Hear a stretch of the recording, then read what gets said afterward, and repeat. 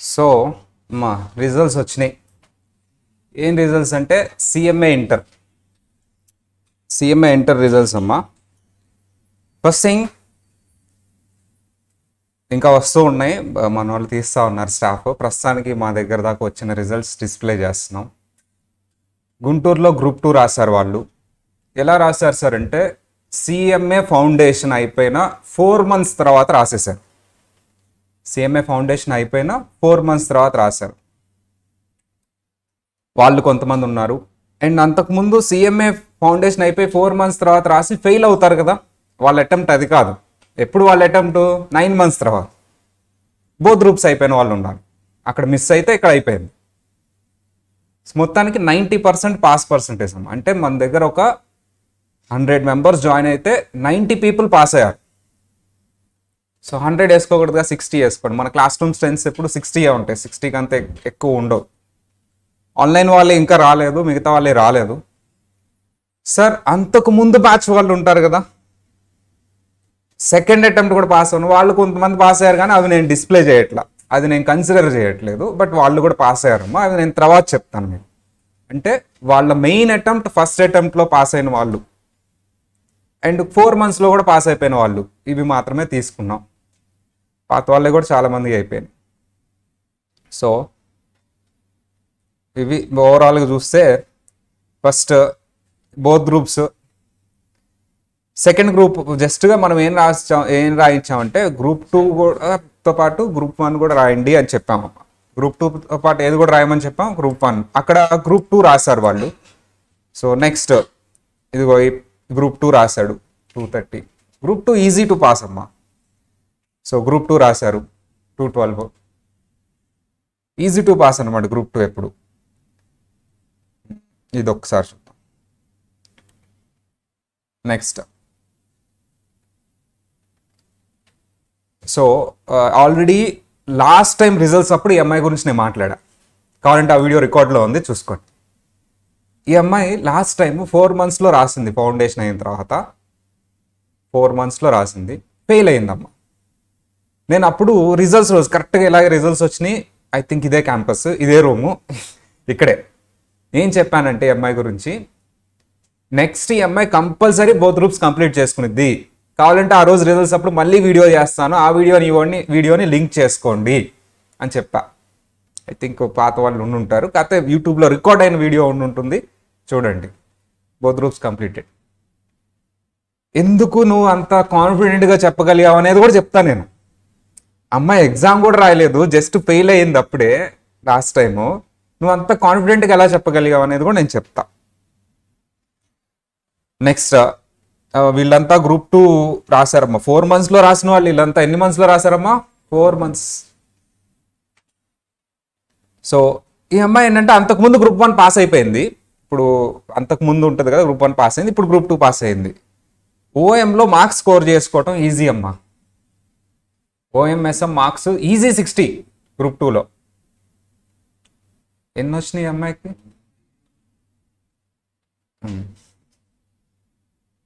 Right, next one. So వీళ్ళంతా pass అయ్యారమ్మా. Actually ఈ అమ్మాయి వాళ్ళ ఫాదర్తో రెగ్యులర్ మాట్లాడుతూ ఉంటాను, మా అమ్మాయి పాస్ అవ్వాలి సార్, ఎలా అయినా పాస్ అవ్వాలి సార్ అని. అప్పుడు పాస్ అయింది, ఎగ్జాక్ట్లీ 2 marks వచ్చింది. సో మంచిగా. నెక్స్ట్ ఇది వీళ్ళంతా అమ్మ గ్రూప్ 1 పాస్ అయిన వాళ్ళు అంతకుముందు మన దగ్గర. సో ఏంటంటే అంతకుముందు మిస్ అయింది, ఇప్పుడు పాస్ అయ్యారు. అంటే అంతకుముందు ఫెయిల్ అయినప్పుడు ఏమవుతుంది, 4 monthsలో అవ్వలేదని చెప్పి అదే రిపీట్ చేశారు మళ్ళీ వాళ్ళు, ఎందుకు ఈసారి బోత్ గ్రూప్స్ అని. సో వీళ్ళు బోత్ గ్రూప్స్ కంప్లీట్ అయింది.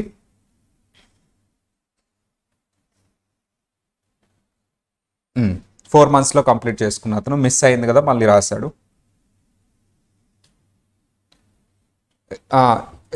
ఇక్కడ ఈఎంఐ గురించి కూడా చెప్పాలి.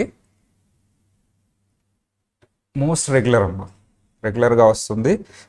ఈ అమ్మాయి కూడా కంపల్సరీ పాస్ అంటే అప్పుడు లేట్గా రిజిస్ట్రేషన్ చేసుకుంది అమ్మాయి.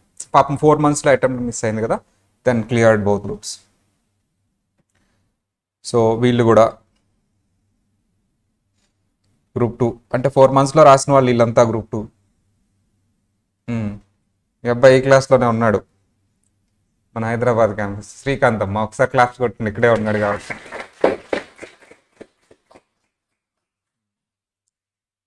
ఇవమ్మ ఓవరాల్ ఇంకా వస్తున్నాయి, పాత వాళ్ళే ఉన్నాయి కానీ నేను డిస్ప్లే చేయలేదు.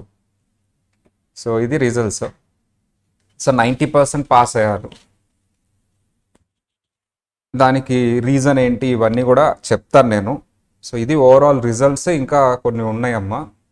మెయిన్ 3 పాయింట్స్ ఏంటి సార్ అంటే, ఫస్ట్ సపరేట్ చేయటం, గ్రూప్ 1 గ్రూప్ 2ని సపరేట్ చేయించి 4 monthsలో రాయించడం, ఆర్ ఒక గ్రూప్ రాయించడం. పాస్ అవడానికి మెయిన్ రీజన్ ఏంటి అని వాళ్ళని అడిగినా వస్తాయి, వాళ్ళ ఫీడ్బ్యాక్స్ వస్తాయి, వీడియోస్ వస్తాయి, ఇవన్నీ వస్తాయి. పాస్ అవడానికి మెయిన్ రీజన్ ఏంటి అని వాళ్ళని అడిగినా ఫస్ట్ వాళ్ళు చెప్పేది ఏంటంటే, సార్ నేను యాజ్ ఏ ఫ్యాకల్టీ, నేను ఒకప్పుడు స్టూడెంట్నే కాబట్టి ఫ్యాకల్టీ చెప్పినప్పుడు కాన్సెప్ట్ అర్థమైతే దాన్ని నేను ప్రిపేర్ అయినప్పుడు పాస్ అవుతా. రెండూ ఉండాలి. నువ్వు ఫ్యాకల్టీ చెప్పినప్పుడు కాన్సెప్ట్ అర్థం కాలేదు అంటే నువ్వు ప్రిపేర్ అయినా పాస్ అవ్వు. అండ్ ఫ్యాకల్టీ బాగా చెప్పి కాన్సెప్ట్ అర్థమైంది, నువ్వు ప్రిపరేషన్ లేదు, పాస్ అవ్వు.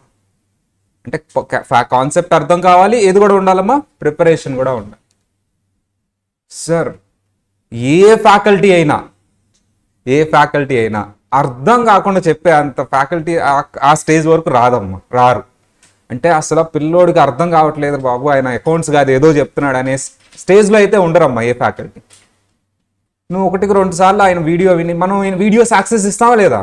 నీకు ఒకసారి అర్థం కానప్పుడు క్లాస్లో మళ్ళీ వీడియో పెట్టుకుని ఇంకోసారి వింటే నీట్గా అర్థమైంది. అంత ఓపిక పిల్లలకు ఉండాలి. First patience.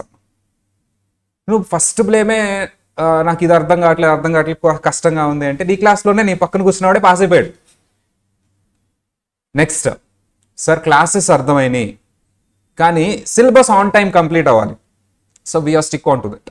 హైదరాబాద్ కానీ గుంటూరు కానీ మేము చెప్పిన డేట్కి ఒక 5 days అటు ఇటుగా ఉంటుంది, లేదా ఏదో ఒక సబ్జెక్ట్లో ఒక 10%, 5% సిలబస్ పెండింగ్ ఉండొచ్చు అంతే. ఆల్రెడీ ఇది చాలాసార్లు మాట్లాడింది.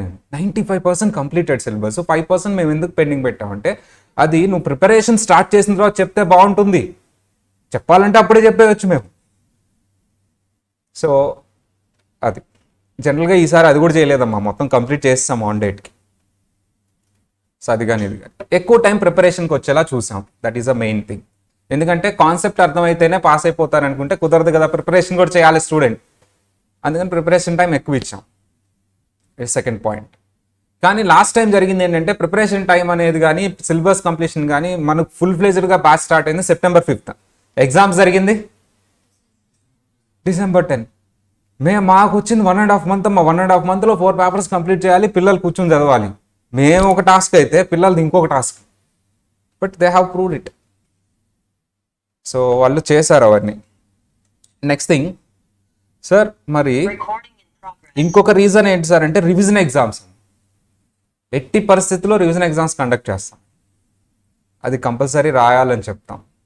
రాస్తే అవి కరెక్ట్గా రాసి నువ్వు సిన్సియర్గా డెవలప్ అవి చదువుకుంటే, ఇంప్రూవ్మెంట్ చేసుకుని exam to exam compulsory pass.